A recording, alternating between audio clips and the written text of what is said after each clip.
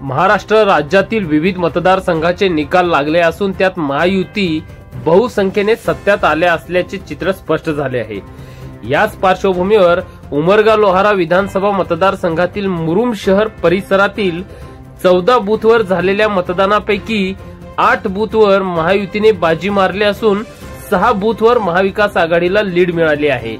तर त्या 6 पैकी 2 बूथवर एका बूथवर 5 मतांची तर दुसऱ्या बूथवर अवघ्या 2 मतांची लीड महाविकास आघाडीला मिळाली आहे। परंतु या सर्व गोष्टी पाहत असताना मुरुम शहरातील मतदान याद्या व मतदानाचा भाग हा थोडासा वेगळ्या अंगाने निदर्शनास आला आहे। ज्यावेळेस आम्ही मुरुमकर न्यूज पोर्टलच्या माध्यमातून मतदार याद्या तपासण्यात आल्या, यात मतदार याद्यांवर ज्या भागाचे नाव लिहिलेले आहे त्या भागातील मोजके मतदार तर इतर भागातील बहुसंख्य मतदार अशी परिस्थिती दिसून आली आहे। त्याच अनुषंगाने आपण मुरुम शहरातील बूथ क्रमांक 233, 234, 237 व 238 या 4 बूथवर झालेली परिस्थिती समजून घेऊयात।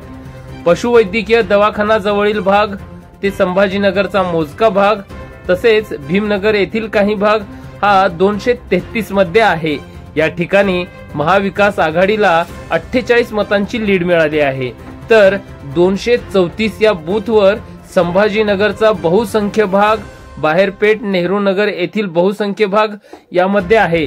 या ठिकाणी महायुतीला 68 मतांची लीड मिळाली आहे। याशिवाय 237 या बूथवर किसान चौकचा 80% भाग, पूर्ण माळी गल्ली, पूर्ण जेवळे गल्ली म्हणजेच सैदा गल्लीचा संपूर्ण भाग, शास्त्रीनगर येथील काही मतदान तर उर्वरित मुदकन्ना गल्लीचे 200 मतदारांचा भाग यात आहे। तर या 237 बूथवर महायुतीला 125 मतांच्या जवळपास लीड आहे। यानंतर 238 हा बूथ इंगोले गल्लीचा पूर्ण भाग, सुभाष चौक येथील थोडा भाग, त्यानंतर कुंभार विहीर म्हणजेच टिळक चौक येथून मिरवणूक मार्गावरील अशोक चौकापर्यंत दोन्ही बाजूकडील पूर्ण भाग असा मतदार यादीत उल्लेख आहे। या 238 बूथवर महाविकास आघाडीला अवघ्या 5 मतांची लीड आहे। अशा प्रकारे शहरातील विविध मतदार याद्यांमध्ये ज्या भागातील नावे आहेत त्या भागातील काही मतदान तर इतर भागातील देखील मतदान अशा मतदार याद्यांमध्ये आहे।